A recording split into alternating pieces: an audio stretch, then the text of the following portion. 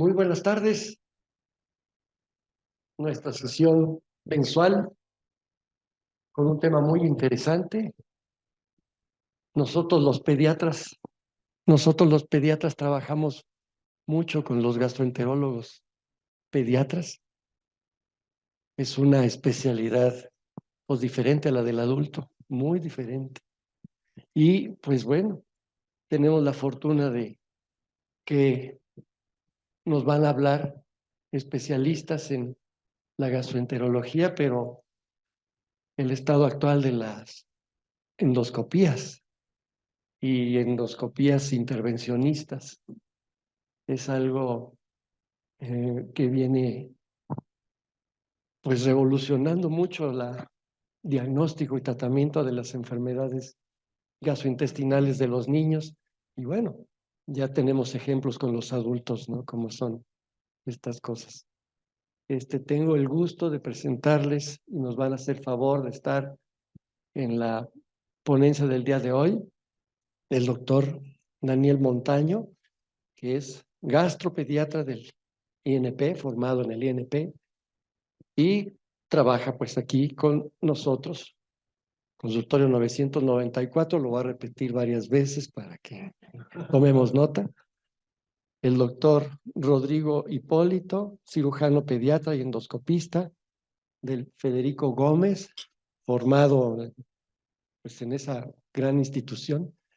Y en el 20 de noviembre, una sub, en el 20 de noviembre. El doctor Miguel Gallardo, gastropediatra, formado en el INP, endoscopía pediátrica, intervencionista.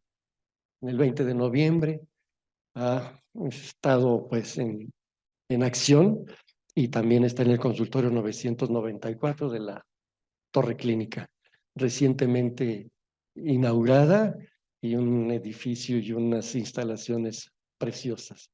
Entonces le doy la palabra al doctor Daniel Montaño, por favor.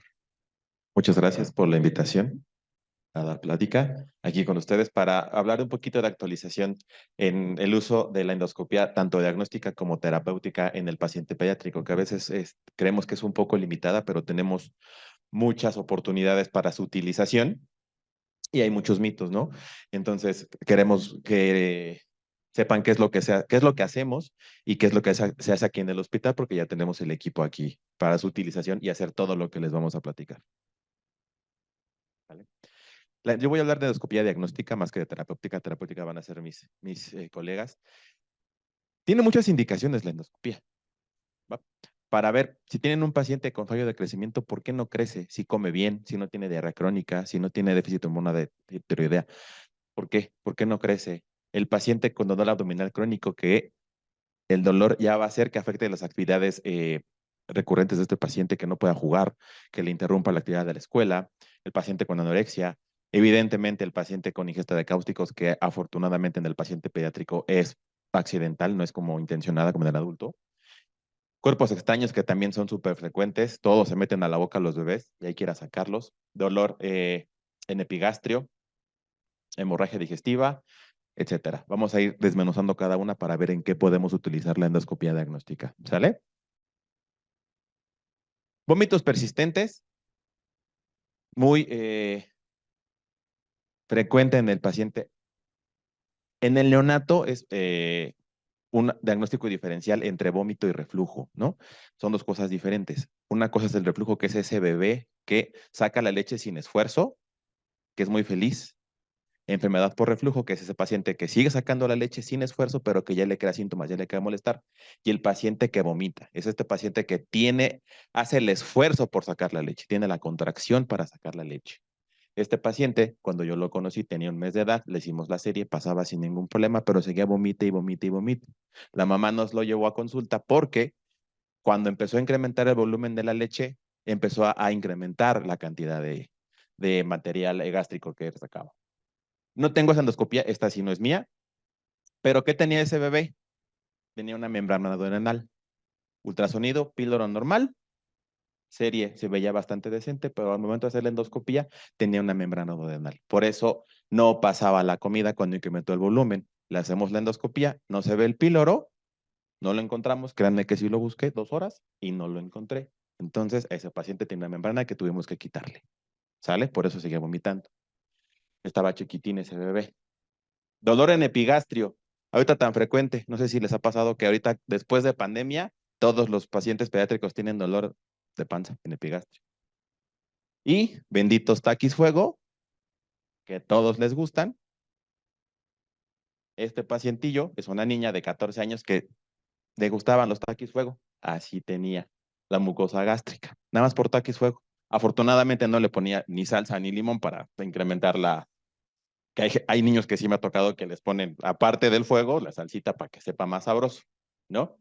Entonces, en este paciente le daban tratamiento, mejoraba un poco, pero como no le mejoraban la dieta, pues seguía con el dolor crónico, ¿no? Entonces, pues ya le tuvimos que quitar los taquis fuego para que empezara a mejorar y después de un ratito mejoró ese paciente, ¿no? Ya más frecuente cada vez en pediatría, infecciones por Helicobacter pylori, ¿no? Es ese paciente que tiene dolor en epigastrio persistente, persistente, persistente, le dan tratamiento con IVP, sucralfato un poquito para el cólico, mejora, pero al quitar tratamiento regresan los síntomas. En ese paciente no le estamos quitando la causa del dolor. Entonces está indicado hacer una endoscopia para ver que no tenga infección por Helicobacter pylori. ¿Por qué? Porque si a este paciente no le damos tratamiento de erradicación, no le vamos a quitar el dolor. Si bien es cierto que disminuye con el tratamiento con el IVP, al suspenderlo vuelve a crecer el Helicobacter y va a volver a dar sintomatología. ¿Sale? Entonces, en su paciente que no tenga mejoría con tratamiento médico, está indicado hacer una endoscopia para ver que no tenga alguna otra causa del dolor. ¿Sale?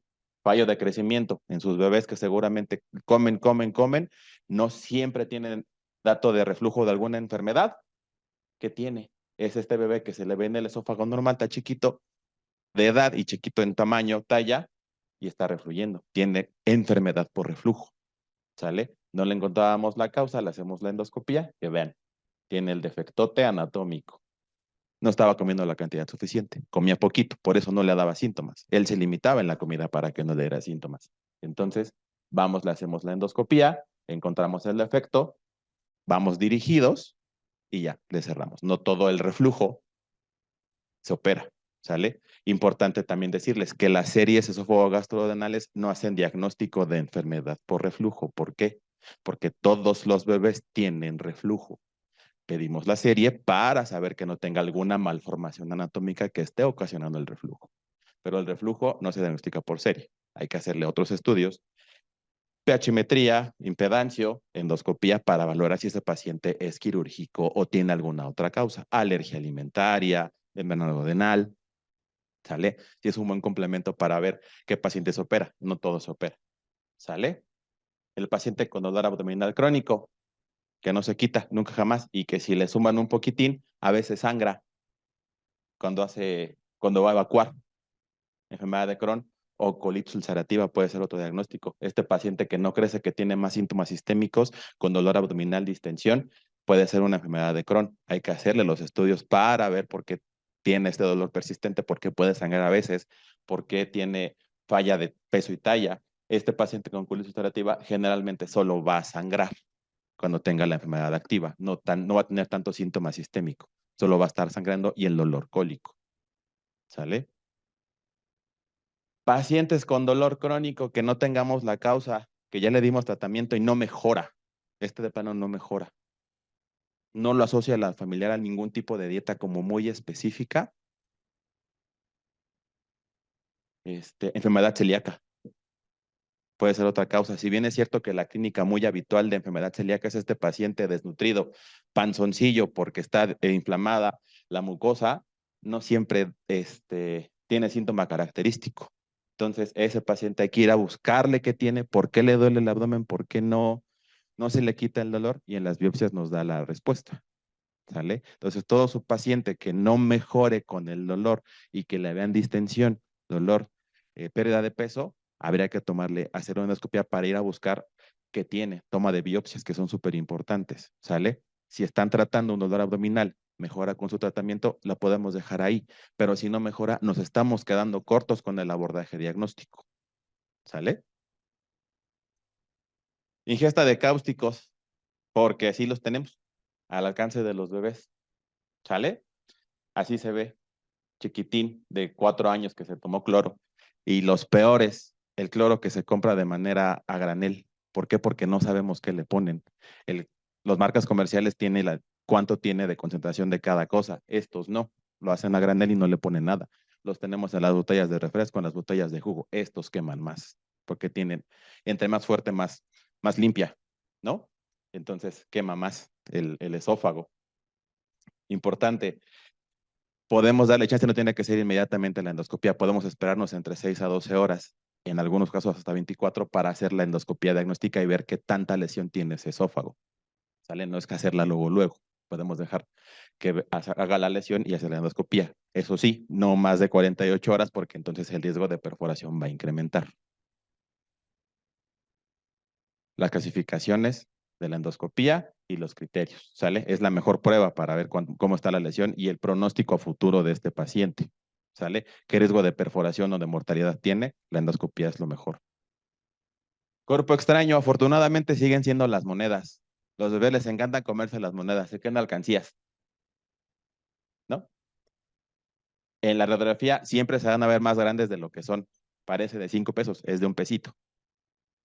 Vea, es de un pesito. Se ve bien grandotota. Pero así son, dejamos el dinero en la mesa y toma. Ya me lo comí porque se veía rico, ¿no? Hay que ir a sacarlo cuando vamos atorado en tercio superior de esófago, podríamos irlo a sacar. Si ya pasó a estómago, hay literatura que dice que podríamos ver si pasa a píloro y ya salga sin ningún problema. Aquí en el caso de la moneda, pues no va a pasar nada. Pero si está muy grande, pues va a estar ahí atorada. 1 o 2 días y ya vamos por ella. ¿Sale? Esta sí es una urgencia, la pila de botón. A esa hay que ir luego por ella. Este paciente yo estaba jugando en su casa y se encontró el control del coche del papá, de 2 años. Lo abrió y se comió la pila. 2 horas después que ya lo pude yo meter a endoscopía, tenía así. Del esófago, se echó sus 6 semanitas en el hospital. Afortunadamente no se perforó, pero esa si quiera sacarla luego. No se esperen. Tenemos que ir por ellas inmediatamente. ¿Sale? Así dicen los libros que se ve. La verdad es que yo las placas que he tomado, nada más se ve redondo, ya no se ve la bolita, para ver qué es pila de botón. Pero esa sí es una urgencia real. Imanes, les encanta los imanes porque son bolitas que se juntan. De este paciente yo era R5, creímos que era una pulsera. Y cuando vamos a sacarlo, se queda pegado en las pinzas. No, pues no es pulsera, son imanes. El riesgo es que se puede perforar. El señor cuida a sus animalitos, niño de 12 años que se comió 20 imanes, ya iban en colon. Se quedaron atorados 2 días en válvula ileocecal, pero salieron.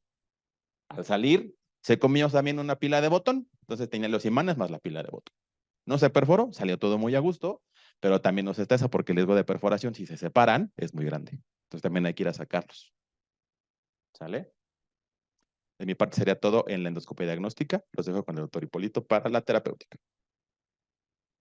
Muchas gracias, buenas tardes. Es un gusto estar con ustedes, tanto vía Zoom como vía física. Tuvimos una disyuntiva antes de hacer esta plática. ¿Qué es lo que conocemos de la endoscopía? ¿La endoscopía solamente era meter un tubo y ver qué me encontraba? ¿O hasta dónde ha evolucionado la endoscopía? Y afortunadamente hemos visto que la endoscopía va más allá. No, no está aparte o es inmune al desarrollo tecnológico que tenemos. Incluso la inteligencia artificial nos ha ayudado muchísimo para hacer los diagnósticos en este tipo de pacientes. También, desgraciadamente, sí, toda la tecnología va muy siempre de la mano hacia la población de adultos. Pero afortunadamente nos hemos ido pues, metiendo cada vez más en el ámbito de pediatría. Y eso es lo que queremos demostrar. No es una plática para dar una clase de reflujo, una clase de cuerpo extraño, sino demostrar lo que podemos hacer en pediatría, en endoscopía intervencionista y que de hecho ya tenemos aquí en el hospital afortunadamente. Por eso es mi siguiente pregunta. ¿Qué más hay? Yo sé y conocí a lo mejor desde la residencia que solamente había ligadura de varices, que a lo mejor había de esas dilataciones cruentas en las cuales se hacían incluso con mecates y el paciente sin siquiera poder evaluar el grado de lesión en el esófago, o solamente existen polipectomías. ¿En qué más me puede ayudar un endoscopista? Bueno, lo que estamos haciendo, Ya llevamos varios casos, incluso el más pequeño fue un paciente de 2 años, no es cierto, de 2 meses de edad, en el cual un sangrado de tubo digestivo inminente, una alergia prominente en este paciente, y más que meterse a quirófano a tratar de ligar o quitar el estómago, bueno, como cirujano, pues me gusta operar, ¿no? Pero lo que no se debe operar, no se debe. Por eso tenemos varios procedimientos o varios métodos por endoscopía que me van a ayudar en esto. Y uno de esos es algo que se conoce como hemospray. ¿Qué es eso? Es un polvo hemostático. Tenemos un sangrado en capa abundante. Cuando tenemos el sangrado, se pone esta capa de medicamento, de talco, y lo que hace es que absorbe el agua y forma una barrera y un tapón. Claro, es importante entender. Oiga, tengo una varice fúngica que está a chorro y sangrando. ¿Le voy a poner este tapón? No, pero si tenemos un paciente con una gastritis erosiva en capa, para estos pacientes sí me sirve. Forma una barra, una capa protectora como un talco en toda esta zona. Y después de 30 minutos dejamos de tener sangrado. Eso es muy importante. Es una barrera, es un tapón que me está ayudando para que estos pacientes no requieran tratamiento más agresivo o incluso ayudar a que tengan una mejor evolución. ¿Qué otra cosa tenemos y estamos haciendo afortunadamente? Este paciente llamó mucho la atención, de hecho fue un caso muy difícil, una niña de 2 años con leucemia linfoblástica aguda, con una colitis neutropénica severa, quien empezó con deterioro muy rápido, evolucionando muy mal, con un sangrado abundante a través de vómito, melena, obviamente. Queríamos ver de dónde estaba sangrando. Todo el mundo imaginaba, bueno, tiene una colitis o tiene una gastropatía secundaria a su quimioterapia. Pues no, lo que teníamos era un vaso sangrante exactamente por detrás del bulbo duodenal. ¿Qué pudiéramos hacer? Oye, pues está sangrando, a lo mejor una laparotomía y hago una resección de intestino y hago una hemostasia. ¿Para qué hacer algo tan drástico que me va a generar mayor morbilidad o mayor mortalidad en un paciente que ya de por sí está mal? Entonces, lo que hicimos en este paciente fue poner un clip exactamente en este vaso. Afortunadamente, el paciente en esos momentos se pudo recuperar. Digo, desgraciadamente falleció secundario a su problema oncológico, pero le pudimos ofrecer una mejor calidad, bueno, por lo del sangrado, sin tener que arriesgar su integridad o tener una mayor morbimortalidad. ¿Qué otra cosa tenemos? Al igual que lo que estaba comentando el doctor Montaño, el paciente con una gastritis erosiva muy importante, también tenemos malformaciones o hemangiomas en la región de estómago, lo que me puede llegar a ocasionar sangrados. ¿Cómo los podemos tratar? Con algo que se conoce como argón plasma.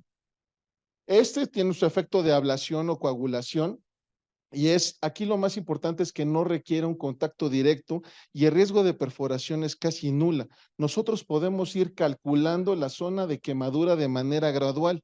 Y lo más importante es que además de que generas una quemadura gradual, lo estás viendo de manera directa. La ventaja de hacer este tipo de procedimientos en endoscopía es que tú tienes una visión directa de lo que estás haciendo. No haces nada a ciegas.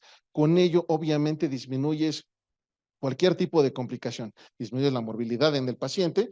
Y bueno, son instrumentos que muchas veces me preguntan, es que no tenemos ni idea. Sabíamos que el argón se utilizaba en los adultos, se utiliza en el robot, se utiliza en la laparotomía. Pues sí, pero también tenemos un gran avance para poder tratar a estos pacientes con sangrado de tubo digestivo y obviamente en pediatría. Aquí también algo muy importante. Además de las varices, que ya sabemos que generalmente el paciente con hipertensión portal debe de ser estudiado por el sangrado de tubo digestivo y por el riesgo de presentar varices tanto esofágicas como gástricas y en su variedad fúngica, tenemos algo que se conoce como histoacril o el N-butilcianoacrilato. ¿Para qué nos sirve esto? Tenemos varices muy grandes y estas son pacientes y son fotos reales de los pacientes a los cuales hemos tratado con hipertensión portal, a los cuales hacemos una hemostasia primaria bajo rayos X, obviamente esto se tiene que hacer bajo fluoroscopía, con el fin de inyectar directamente el cianoacrilato. Esto va a crear un tapón, y este tapón va a ocasionar que tengamos una hemostasia primaria en la varice fúndica, y se ha demostrado, y ya hemos escrito artículos en los cuales hay una hemostasia secundaria en las varices esofágicas. ¿Qué significa eso? Que si yo tengo aquí mi varice fúndica y le inyecto el listoacril, a la siguiente visualización de las varices esofágicas, estas van a disminuir y no necesariamente también las tienes que ligar. Entonces, nos ha servido mucho la aplicación del listoacril y de este medicamento. Sí está reportado, obviamente, como se pone en un vaso grande, que deriva en la gástrica izquierda, pues obviamente que haya tromboembolismo. Gracias a Dios y afortunadamente en los niños en pediatría, no, incluso solamente se ha reportado un caso, creo. La mayor incidencia ha sido en los pacientes adultos. Algo ahorita que nos está, pues, metiendo en, en el hoyo del huracán, o lo que nos está haciendo más fuerte contra los adultos, es que podemos hacer cierre de perforaciones en pacientes con lesiones en el estómago. Volvemos a lo mismo. Este caso es un paciente real, es un paciente que tuvimos, un paciente con múltiples procedimientos, con un alto grado de morbilidad, con abdomen congelado, que el hecho de volverse a meter a un abdomen congelado, bueno, pues a lo mejor el cirujano va a saber que no es la mejor opción volverse a meter y tener mayor morbilidad. ¿Qué es lo que tenemos? Una perforación. Y esa perforación, en lugar de meterme a una laparotomía en la cual pues el paciente va a tener mayor riesgo, incluso puede fallecer, puede perder más intestino, puede perder más tracto gastrointestinal, ¿por qué no lo hacemos por endoscopía? Esto se conoce como el sistema Ovesco o una trampa de oso. Y con esto, afortunadamente, hemos tenido una muy buena incidencia en la mejoría de estos casos. De hecho, aquí tengo ya con dos doctores, cirujanos oncólogos, ya tuvimos dos casos en los cuales incluso no, muy importante, creo que fue aquí el primero que hicimos ya hace 4 años, un paciente con un tumor igual, con varias fístulas. Si no se podía cerrar por endoscopía, pues el cirujano lo que determinó fue, no se puede, le quito el estómago. Bueno, pues afortunadamente se pudo cerrar y el paciente conservó su estómago. Entonces, también en pacientes en los cuales podemos cerrar estas zonas, la hemos cerrado en estómago y la hemos cerrado incluso también en duodeno, el paciente disminuye su morbilidad y tienen una mejoría. ¿Qué es lo que pasa con esto? Aproximadamente de 1 a 2 meses se bota solo y obviamente lo va a evacuar el paciente. ¿Cuál fue la morbilidad? Ninguna. El riesgo de que se atore también a nivel de la válvula ileocecal es extremadamente bajo. Una vez más, también como comentó hace rato el doctor Montaño, una dilatación.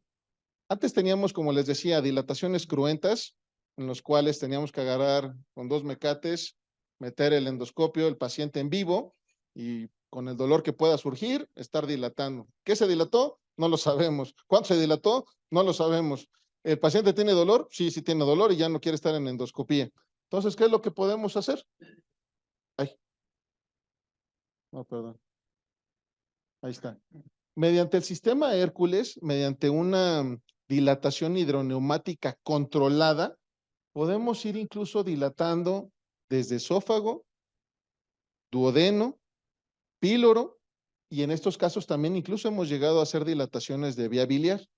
Como podemos observar en este caso, también este fue un caso real, un paciente con posoperado, un paciente que estábamos pensando que tuviera adherencias y lo único que hizo fue que el píloro se cerrara por completo después de un procedimiento. Entonces, volverlo a meter implicaría mayor morbilidad. ¿Qué es lo mejor que pudimos hacer en este paciente? Bajo visión directa, con una presión hidroneumática controlada, poder visualizar cómo dilatamos el píloro y con eso disminuimos la morbilidad en el paciente. ¿Hubo necesidad de hacerle alguna otra laparotomía? Por supuesto que no, ya que todo esto se hace bajo visión directa. Otra cosa muy importante, y de hecho hemos hecho cursos y es muy válido y se ha hecho más que actualizado, es la gastrostomía endoscópica percutánea. Una endoscopía que podemos hacer por endoscopía. De hecho, este caso también es real. Entonces, en lugar de tener un orificio así en el estómago, en un paciente que ya entró varias veces a quirófano, en un paciente que tiene mayor morbilidad, en un paciente que tiene cualquier otra enfermedad asociada, en lugar de generarle todo este daño y uno como cirujano meterse en más problemas, hácela por endoscopía. Es un procedimiento que dura 10 minutos. Nos hacemos acompañar del endoscopista y nos hacemos acompañar del cirujano para que el procedimiento tenga la menor morbilidad y sea lo mayor, lo más fácil posible. Y de hecho lo hemos hecho incluso en pacientes recién nacidos. Tenemos diferentes tamaños en las ondas de gastrostomía, tenemos diferentes tamaños en los botones, tenemos endoscopio neonatal, que eso nos ayuda mucho para poder realizar esto en pacientes de 3 kilos, 2 kilos, incluso en pacientes prematuros. La CEPRE. Bueno, la CEPRE ha sido muy cuestionada y nos ha llamado mucho la atención, por ejemplo, en el video, también un caso real, estamos haciendo el dibujo y aquí vemos cómo está fugando la vía biliar. Obviamente a este paciente le fue mucho mejor hacerle una CEPRE antes de entrar a quirófano, ya que este paciente era posoperado de una resección de tumor hepático. Al cirujano incluso le ayudó muchísimo saber a qué altura estaba la lesión, con el fin de evitar o disminuir la morbilidad. Entonces, la CEPRE nos ha ayudado muchísimo para pacientes bastante complejos en la vía biliar. Cabe mencionar que en pacientes con pancreatitis también estos casos son totalmente reales. Vemos cómo el ámpula de Vater tiene toda esta malformación horrible. Y es un paciente que tenía múltiples cuadros de pancreatitis. Nos lo habían mandado ya en el tercer cuadro cuando se había descartado absolutamente todo y lo que encontramos fue esta malformación. Este paciente mejoró mucho, obviamente, con la papilotomía. Abrimos la papila y el paciente empezó a filtrar o empezó a drenar su bilis y obviamente, bueno, tanto bilis como líquido pancreático y obviamente el paciente se eliminó su cuadro de pancreatitis. ¿Qué hay más allá de la CEPRE? ¿Todavía hay algo más allá de la CEPRE? Sí. Oiga, pero es que el tubo y el canal de trabajo de una CEPRE es de 2.3 milímetros. Bueno, pues ya tenemos cámaras de 1.8 a 1.5 milímetros. ¿Para qué me sirve esto, doctor? Hacemos una coledocoscopía directa. Con eso podemos visualizar de manera directa desde la papila todo el trayecto pancreático y todo el trayecto de la vía biliar. Incluso en los pacientes pediátricos con litos, además de poderlos extraer de manera normal como con una CEPRE convencional, ya podemos meternos con un coledocoscopio, hay diferentes marcas, no voy a decir una en especial, pero podemos visualizarlo y todavía créanme que si de por sí la cámara es muy pequeña, bueno, imagínense de qué tamaño será la canastilla o la guía para poder eliminar estos litos. Son una tecnología que afortunadamente existe, que afortunadamente podemos utilizar en pediatría y que contamos también ya en el hospital con la misma. Algo que ya tiene tiempo, esta también nos hizo acreedores a varios reconocimientos. Fuimos uno de los pioneros en el Centro Nacional 20 de noviembre en hacer este tipo de procedimiento en el cual se ha hecho cada vez más habitual. Más habitual con el fin de poder visualizar o de tener el diagnóstico de un paciente con sangrado de origen desconocido. O sea, el hecho de que tengamos una cápsula endoscópica, el que el paciente se la pueda comer, incluso adulto o sea niño, y ya con eso me libré de la anestesia, ya me libré del procedimiento que es la endoscopía, no. O sea, una cápsula sí me sirve mucho, pero para evidenciar lesiones en lo que es el intestino delgado, generalmente en yeyuno e ilion, que no vamos a alcanzar con una endoscopia convencional o con una colonoscopia convencional. Cabe mencionar que también tenemos una técnica mediante un enteroscopio. ¿Qué significa eso? La rectificación total del intestino.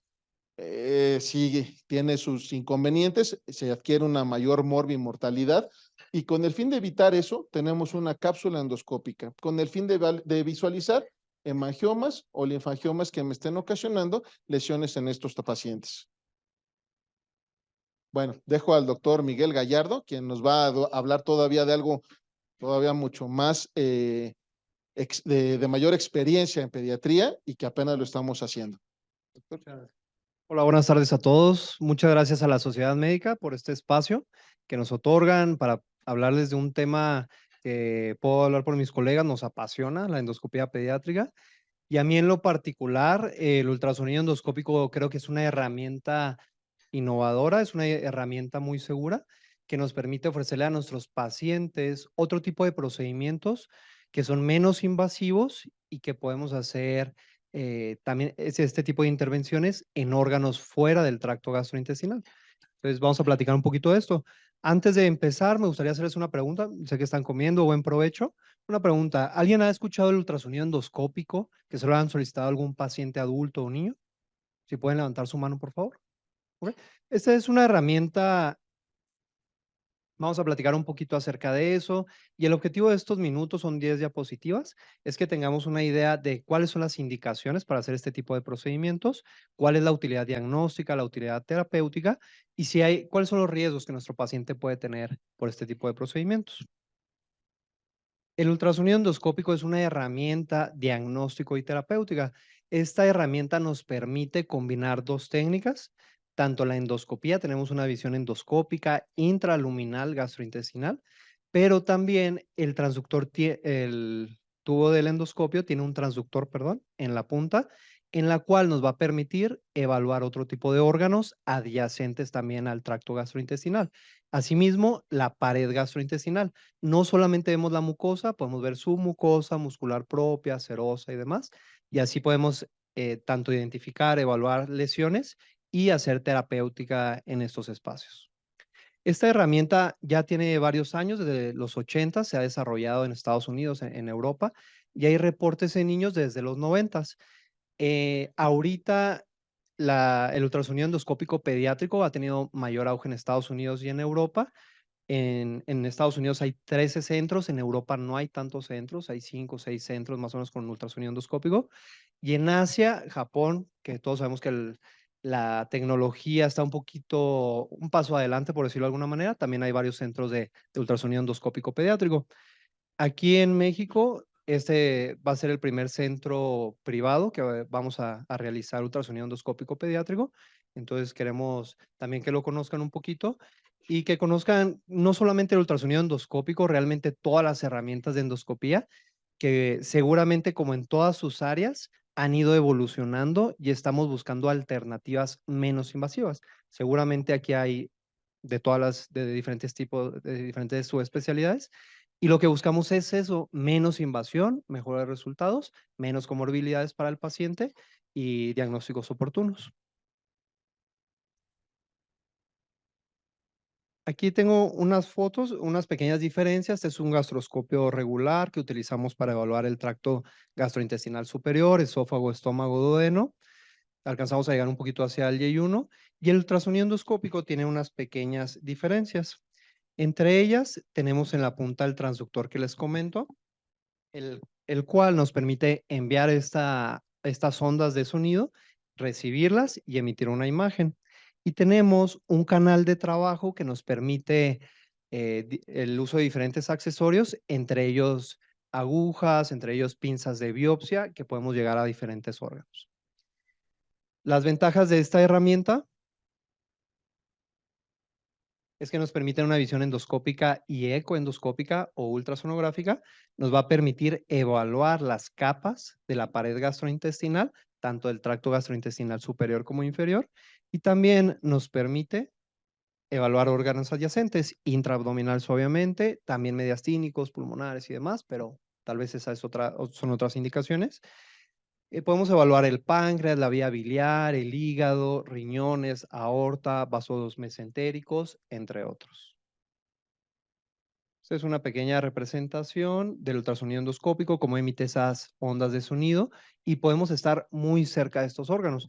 Realmente del páncreas podemos estar a 2 centímetros del páncreas, solamente tenemos interpuesta la pared gástrica o duodenal, dependiendo de la porción.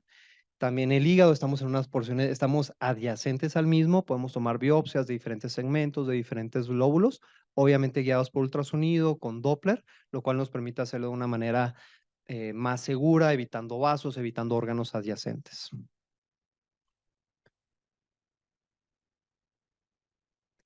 Las ventajas generales de esta herramienta son que no necesitamos radiación ionizante.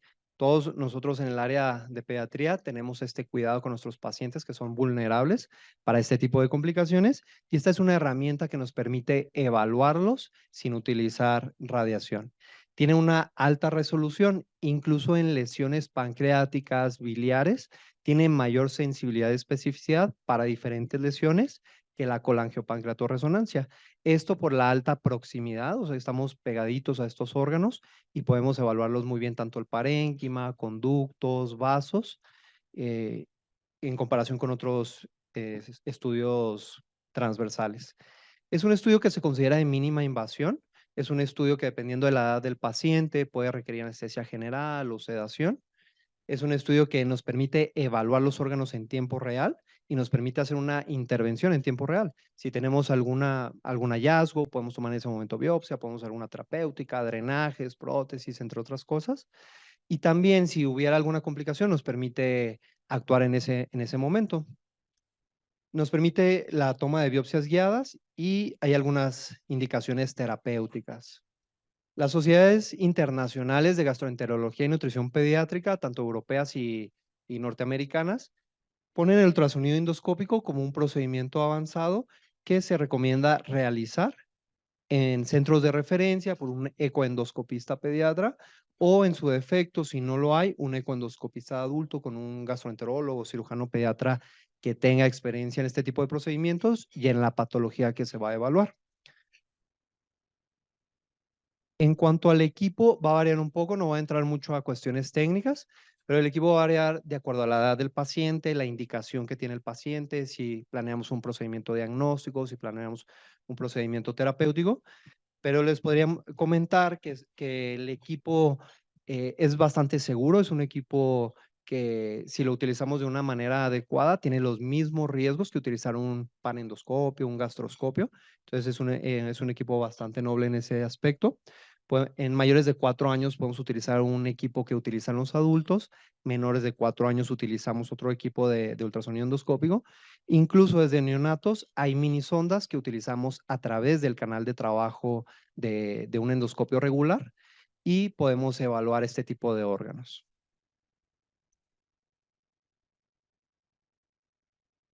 Las indicaciones del ultrasonido endoscópico en pediatría ha cambiado y ha evolucionado en los últimos años. Esta tabla que les presento es una tabla que se reportó en el 2017 en las indicaciones por parte de esta sociedad, de la sociedad norteamericana.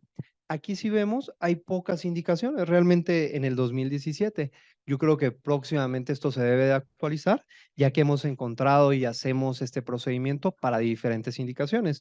Por ejemplo, a nivel del esófago, es muy importante y de mucha utilidad usar el ultrasonido endoscópico en las estenosis esofágicas congénitas, ya que estas tienen diferentes etiologías y ya que identificamos la etiología, se benefician de algún tratamiento o de otro, que puede ser quirúrgico, que puede ser endoscópico. Entonces, el utilizar el ultrasonido endoscópico para estos pacientes nos permite categorizarlos y ofrecerles el tratamiento que menos riesgo les dé. Esofagitis eosinofílicas, duplicaciones esofágicas, lesiones subepiteliales, masas mediastinales, compresiones extrínsecas a este nivel. A nivel de esófago, duplicaciones gástricas, lesiones subepiteliales, tumores del estroma, GIST, páncreas ectópico, obstrucciones del tracto de salida gástrico y el mismo tratamiento de las varices. Nos permite administrar el N2-butilcianocrilato directamente en las varices gástricas o incluso nos podemos ir a las varices perforantes. Esta circulación colateral que entra al estómago y que ocasiona las varices, podemos tratarlas desde la raíz. En cuanto a las indicaciones de duodeno, páncreas, vía biliar, son amplias. Algunas de ellas, en la evaluación del paciente con pancreatitis crónica, yo creo que todos los gastroenterólogos, cirujanos pediatras, tenemos pacientes con pancreatitis recurrentes, idiopáticas, pancreatitis crónicas, y el estudio que hasta ahorita ha demostrado mayor sensibilidad para identificar la causa es el ultrasonido endoscópico por estas características que les comento. Y se apoya mucho de la CEPRE para ofrecer una terapéutica. El drenaje de colecciones peripancreáticas, pseudoquistes pancreáticos, necrosis amuralladas de páncreas, también lo podemos hacer por medio del ultrasonido endoscópico y lo drenamos hacia el estómago, hacia el duodeno, y eso nos permite hacer un procedimiento de mínima invasión ambulatorio que podría tener menos comorbilidad que otros. La evaluación del paciente con pancreatitis autoinmune cuando requieren biopsias de páncreas, ampulomas, tumores o tumores de páncreas, trauma de páncreas para su estadificación, evaluación del conducto pancreático, el páncreas divisum también se puede evaluar de esta manera.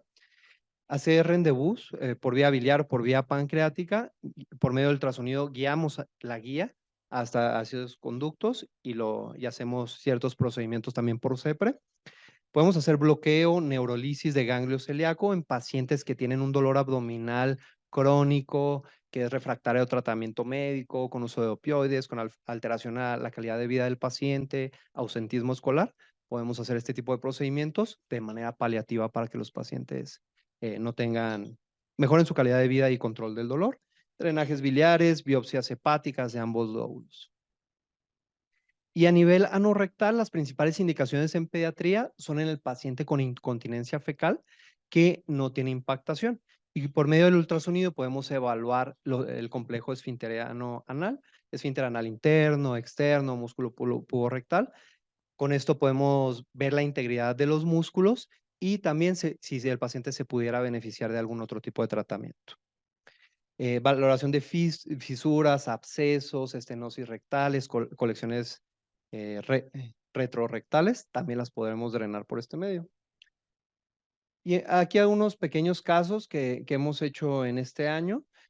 Esta es una pacientita que tenemos de 18 años con un tumor, pseudotumor pancreático. La paciente manifestaba dolor abdominal, no tenía ictericia, no tenía pérdida de peso, no tenía ataque al estado general. De hecho, se encontró un poco de manera incidental por otro estudio de imagen. Y cuando le hicimos el ultrasonido endoscópico, localizamos la masa en la cabeza del páncreas e hicimos una biopsia a través del duodeno. Tomamos una biopsia transduodenal y el reporte fue un tumor sólido pseudopapilar.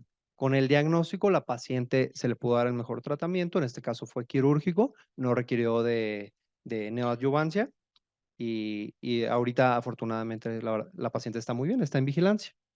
Este es otro pacientito, este paciente tiene 7 años, es un niño que va al karate, como cualquier niño, tuvo un traumatismo abdominal, una patada, y hizo una pancreatitis severa, secundario a esto un pseudoquiste, y nosotros nos tocó ver la complicación, el manejo del pseudoquiste.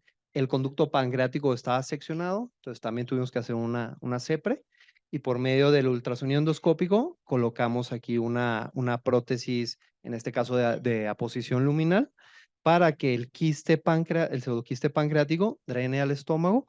En el transcurso prácticamente de una semana se drenó el pseudoquiste, se retiró la prótesis y el paciente, una vez corregido el problema de su conducto pancreático, no ha tenido recurrencias y ha tenido una buena evolución.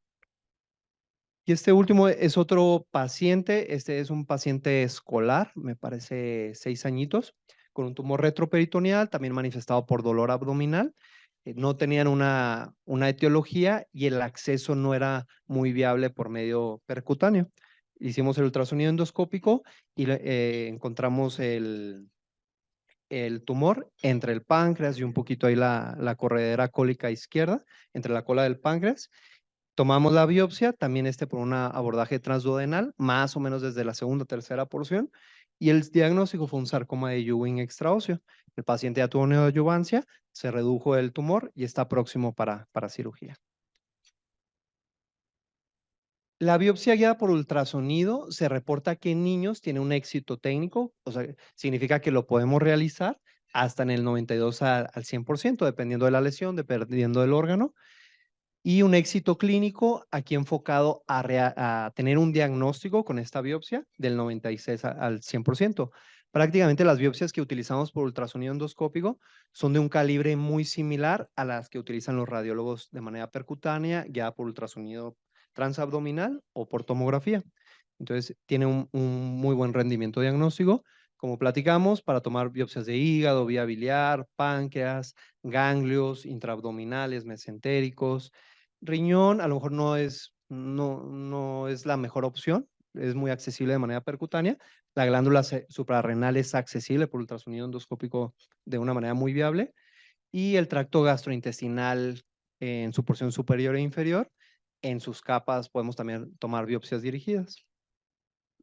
Los riesgos de tomar una biopsia por ultrasonido endoscópico se reportan en un 2%. Y de este 2%, la mayoría son autolimitados. Pocas veces realmente necesitamos hacer algún otro tipo de intervención para controlar el sangrado. Y en el caso de la biopsia de páncreas, tenemos un riesgo de una pancreatitis aguda del 1 al 2%. Entonces, en pacientes que tienen pancreatitis recurrentes y que necesitamos tener un diagnóstico, la biopsia de páncreas ha tenido un auge en los últimos años y los estudios nos apoyan para tener diagnósticos y ofrecerle a los pacientes una terapéutica, ya que hace años se reportaba que la pancreatitis aguda recurrente se reporta idiopática hasta el 40% aproximadamente. Esto ha ido bajando gracias a las biopsias. Las otras complicaciones, realmente el ultrasonido endoscópico sin biopsia, el riesgo de sangrado es menos de 1 a 10,000, igual que una endoscopia alta.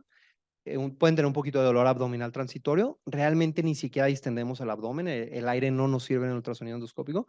Los pacientes no salen distendidos, pueden tener cierta molestia muy pasajera o dinofagia transitoria también por el paso del equipo.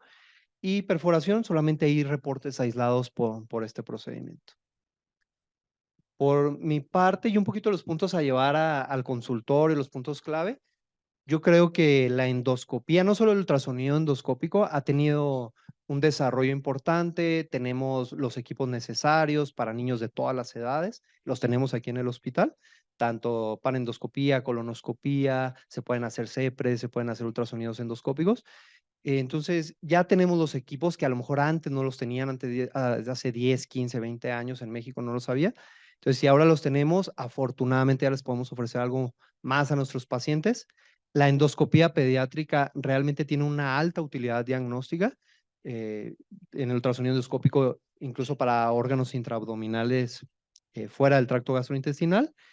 Son procedimientos seguros, realmente estos procedimientos que platicamos, y la utilidad terapéutica pues está más que comprobada.